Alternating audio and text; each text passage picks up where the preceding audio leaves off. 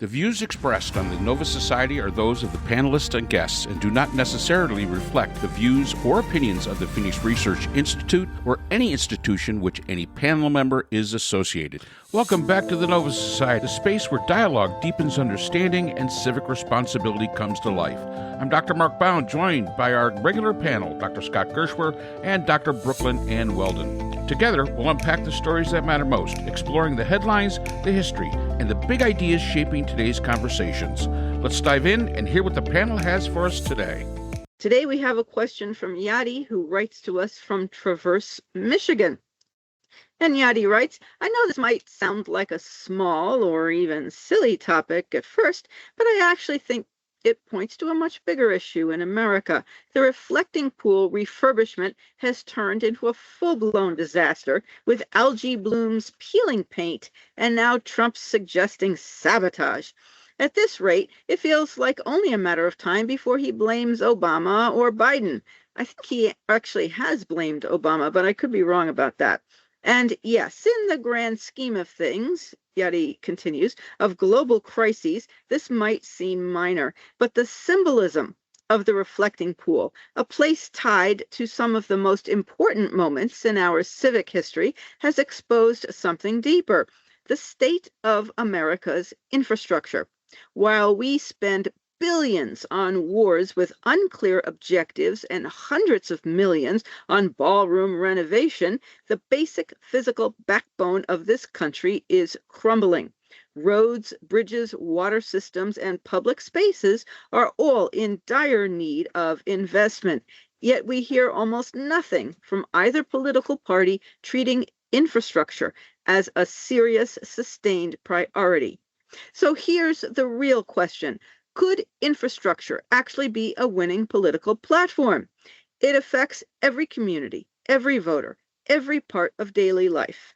I'd love to hear the panel's take on whether this moment, even one sparked by a drained pool, could finally push infrastructure back into the national conversation. That's a very interesting question, Yaddi. Thank you. Mark Scott? Go ahead, Mark. Whatever Scott says, that means he's thinking. Could this bring it back into the national conversation? I think the disaster that we're seeing at the reflecting pool, and it isn't a silly question. It really isn't. And it does speak to a larger issue that exists here in the United States. Could this bring it back into the national conversation? I think it only brings it back into the national conversation because it's another Trump failure. Should it be in the national conversation, like things like the environment, like things like, electric vehicles? Should these things be in the conversation? Yes. But we have to remember, Americans think as far as their front door. They don't think beyond that. The reflecting pool, yes, it's a disaster, but how many people see the thing other than on TV? Very few. And if a bridge is falling down in your community, that doesn't impact me. I don't really care. That's the general attitude of the American populace, that if it's beyond my front door, that's your problem, not mine. So to make this a national conversation, and you're right, Yaddi, it does. It impacts every single person every single day. Every time you hit a pothole, there you go. You're only worried about the potholes that you have. You don't give a damn about the potholes. And I'm not saying you, Yaddi. I'm just saying, in general, you're in Michigan. About those potholes in Traverse, Michigan. You don't really give a damn about the potholes in Cleveland, Ohio. So to get people to be more understanding that we're a nation and everybody's problems are everybody's problems, and the best way to solve this, and you're going to only help yourself if you do, is to actually take up the conversation about things like infrastructure and getting out there and saying, yeah, we have to do something about this. We spent how many billions on this war? And, as you point out, this ballroom renovation, which keeps going higher and higher every time. Yaddi, I got bad news for you, and I'm sure you know this. You're never going to step foot into that ballroom. You're never going to be invited to a state dinner at that ballroom. You may never, living in Traverse, Michigan, which is actually a very beautiful place. If you've never been, it really is a beautiful place. You're probably never going to be at the reflecting pool unless you have a reason to go down. So this is where we sit right now. These projects are vanity projects for one person. Just like putting his name on the Kennedy Center. It's a vanity project. And how much money did that cost us? To put his name on, run through the court cases to get it, reversed, and then to take the damn thing off. And then, right now, you still can't even see the John F. Kennedy Center thing because it's still shielded by curtains or whatever. Yeah. How much money did that cost? How many bridges could we have fixed? Maybe only 2, maybe only 3, but that's 3 bridges fixed. How much could we have done with that money? The billions that we spent in this ridiculous Iran war. How much could we have done with that? How about high-speed rail? Every other industrialized country has it, pretty much, except us. Now, I know the argument has always been, unlike Britain, unlike Germany, unlike the Dutch and other places where the Japanese, we're a continent. It's a huge continent. It'd be massively expensive. Yes, it would.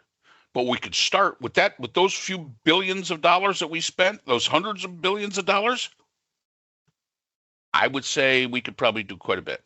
Yeah, totally. Yeah, I mean, I can't disagree with anything you've said there.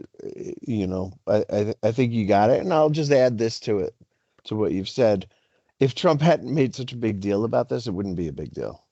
Right. If he hadn't gone out there and started saying that during the Biden administration, they spent, I forget how much money, how many millions of dollars, and the thing still looks awful. And he posted AI pictures of Biden and Obama like languishing in the water, all dirty and everything. And then him, like he's in a perfectly blue backyard swimming pool, and bragging about the renovation and bragging about how he was going to get it done, and then hiring a company, on a no bid basis, called Greenwater Services.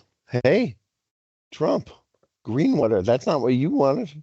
Why are you hiring Greenwater Services to make the water blue? It doesn't seem to make any sense. And of course, the algae return, from what I understand, they didn't flush out the pipes that feed the pool from I forget whether it's the Potomac River or the whatever that other body of water is where the Jefferson Memorial is.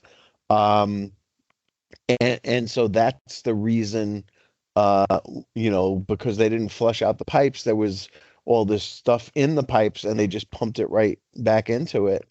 And then there's also some things that, like, I'm not a pool owner, but I was a lifeguard when I was in college. In the summertime I would work as a lifeguard, and I had to vacuum out the pool every day, and we had to, flush out the filters and everything. I mean, there's a lot of work to be done when it comes to having a pool, even a reflecting pool. And I don't think that they've done that work. As far as I know, they don't have any like fish or snails or anything in there, right?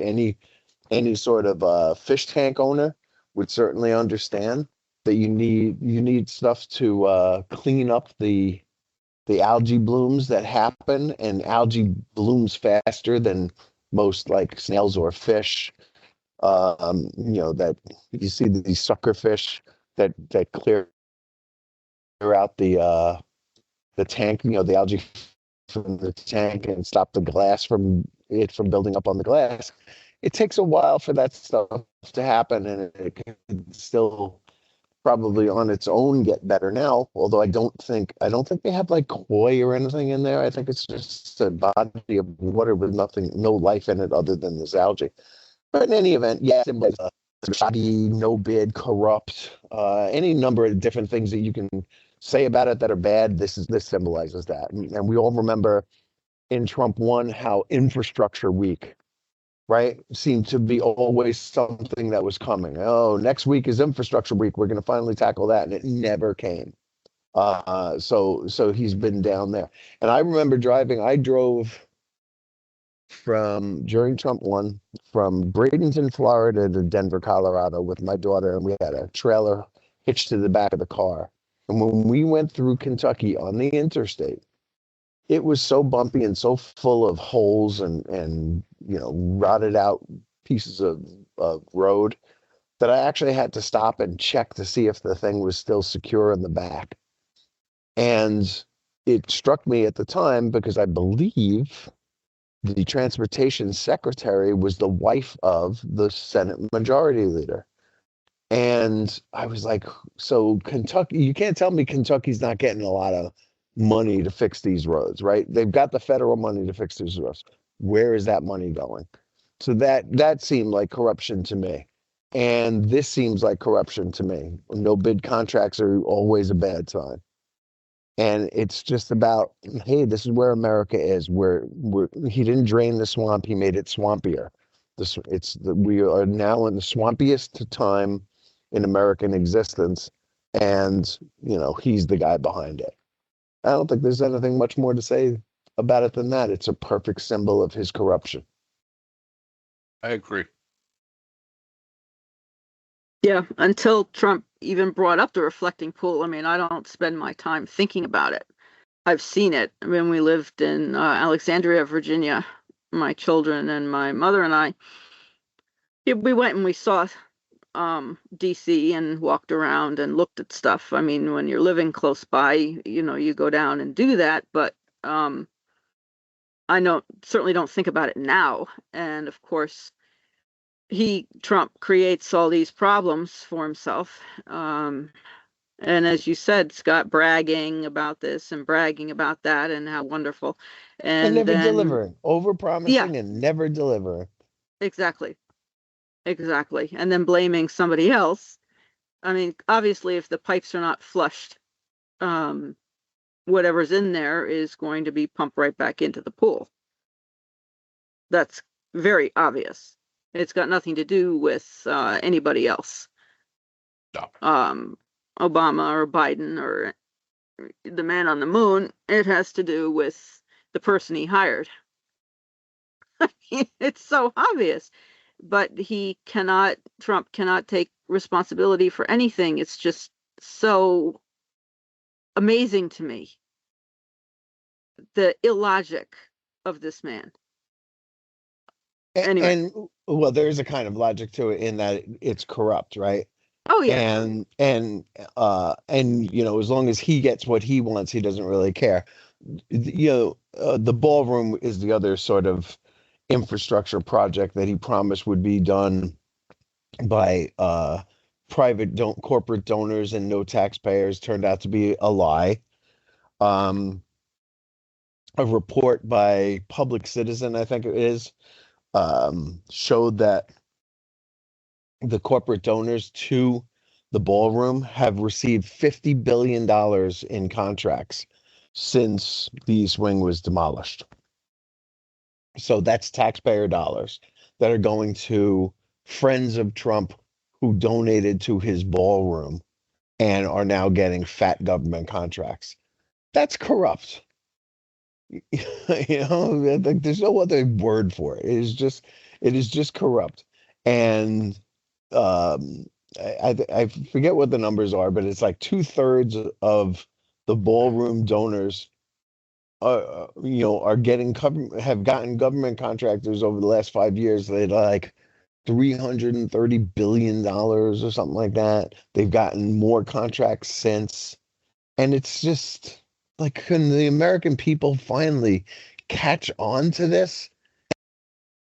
And there was a cover up where they said, oh no, you can't let anybody know that this is happening. And I just don't know I brought this up with my friends on a group chat that we have, and about half of them are Trump supporters, about half of us are not. And we fight all the time on it. And the Trump supporters have gone radio silent. They are no longer participating in any kind of conversations like this. And, I don't want to read too much into other people's motivation, but it does seem to me that they're embarrassed by this. I don't see how they could feel any other way, but they're not willing to get up and say, this was terrible, this was wrong, it should never have happened, it's corrupt. They won't say that. They'll just be quiet about it. And I think too much of the country, and it seems like in the Senate, there are people who they have to lose their jobs before they're willing to actually speak out. And everybody just wants to keep quiet about it. And it's, the country just keeps going further and further down the hill. And we say nothing, do nothing, ain't nothing to do about it. That's true. And as a pool owner, because I'm in South Carolina, I can tell you there is a lot of work involved in it. This is not something you can just, put the water in it, put a couple chemicals in it, and hey, you're good for the rest of, for the year. That's just not the way it works. And I also know that any really good pool owner knows that painting the bottom of the pool is not an answer for anything, especially if you don't take care of the algae, because it'll just, and the paint now is coming up in blocks. The reports are that the person that got the contract is a donor of Trump's. It was not bid out. It was simply given out. And this is where we sit. So now we're going to be spending what's being reported, another $14 million to correct the problem that basically should have been corrected in the first place. And, it may seem, the reflecting pool may seem like a minor thing, but it means something to a lot of people. It does mean something to a lot of people. It's part of the history of Washington, D.C. And, to the original question, should this be a part of the conversation? It should be. It really should be. And like Scott says, Trump supporters basically just go deaf and dumb when it comes to these kinds of disasters. They're going to come up with every excuse that there is. They're going to blame, I don't know, space lasers or something because this is happening. I don't know. But they're already blaming it. Trump says that several vandals have been arrested for, I don't know what, like doing deranged people doing something to the ponds that sabotaged his great job that he did. And again, it's like, so he's never taking responsibility for it. He's gonna blame it on somebody else. He's, hopefully these people are not really being arrested for. There was one guy who reached into the ponds. I don't know what he was doing exactly. He wanted to see how scummy the stuff was. Maybe he's a biologist or something like that, or a botanist. But it's just, laying the blame on other people. It's a metaphor, right? It's a metaphor. It's the swamp. I don't know what else to say about it other than that. No, I agree. Well, the people who continue to support Trump, they don't see that this is, as you say, this is a metaphor, but it's part of his whole. It's the systems. This is indicative of how he thinks and how he treats everything, and this is the structure of his entire persona and exactly how he thinks in a microcosm. And you can simply expand it outward into everything that Trump touches and everything that he does. This is how he behaves. Time after time after time after time after time after time. This is how he bankrupted his businesses. This is how he treated USA. This is how he treats our allies. It just goes on and on and on and on. And look what he said about Carolyn Levitt, his press secretary who's out on maternity leave. Oh, look at her lips, and how she's like a machine gun. You look at her lips. And so then he says that Georgia Maloney begged for a photograph. I mean, he treats women, grabbing them by their genitals. Oh, they love it and all this. And when you're a star, you can do anything. And it's been this way for the last million years. No, it hasn't, because celebrities haven't been around for what he's talking about for the last million years. It's stupid. And it's misogynistic, and it's androcentric. But he genuinely seems to believe this nonsense. Well, so I mean, he treats. Go ahead. I mean, it goes to show, and it's almost impossible not to argue. It goes to show to a level of incompetence in everything that he does. I mean, I'm no financial wizard, but I don't think I could bankrupt a casino. The war in Iran, a disaster.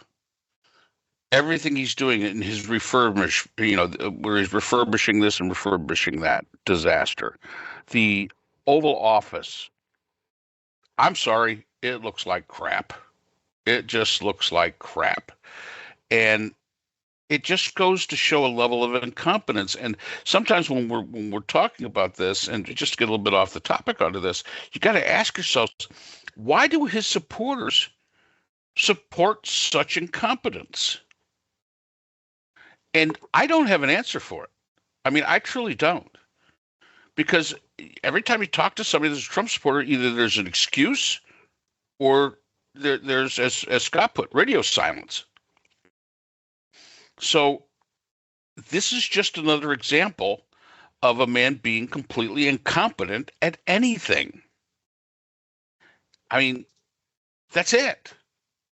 So good luck, Trump voters. Read that tourists are pulling the sealant that they put at the bottom of the pool. Yeah. It's peeling off, and they're bringing him home. It's like taking a piece of the Berlin Wall. Yes. having a piece of history that you could bring home with you. Oh my God, where are we going as a country? To hell in a handbasket. All right. That's really with green algae. Oh boy. All right. No, it's unbelievable. And we can't get rid of him either. Well, you're stuck with it for another 2 years. All right. Oh my God. Oh, and one more thing about this ballroom. As I understand it, it's now up to $600 million, and the taxpayers are paying for 300 million of it. And we've already been billed. The contractor on the sheet, I don't know who got hold of it, if it was Axios or ProPublica or some citizen, investigative journalism, got a hold of the contractor's list of charges, and we've already been billed. There's something you could look forward to: a mechanic's lien on the White House. Yeah, I hadn't even thought of that. And that's all the time we have for today's episode. The Nova Society is a production of Nova Society Media, a division of the Phoenix Research Institute. We want to thank our production partners, Buzzsprout, who hosts the Nova Society, Audacity, our editing team, Apple Podcasts, the largest source of podcast and music online, Spotify, the most popular platform for the Nova Society, and iHeartRadio, your destination for all things music and podcasting. The Nova Society is available on all of these and other quality platforms listed in our description. And most importantly, we want to thank you, our listeners. Without your support, the Nova Society could not be possible. If you haven't already, please consider subscribing on the platform of your choice. It's easy, it's free, and helps our channel grow. For questions or comments, you can reach us at nova.society.podcast@gmail.com. So on behalf of Dr. Brooklyn Ann Weldon, Dr. Scott Gershworth, and all of our production partners here at the Nova Society, I'm Dr. Mark Bound. Remember, the true power of society is knowledge. Thank you for listening, and we hope to see you again next time. We'd like to thank our sponsor for this episode, the Phoenix Research Group, an independent research consortium dedicated to providing solutions to social and political issues for NGOs and international government agencies. Through multidisciplinary, nonpartisan, and unbiased research, the Phoenix Research Group advances understanding and practical strategies for complex challenges. The Phoenix Research Group is a division of the Phoenix Research Institute, the producer of the Nova Society podcast.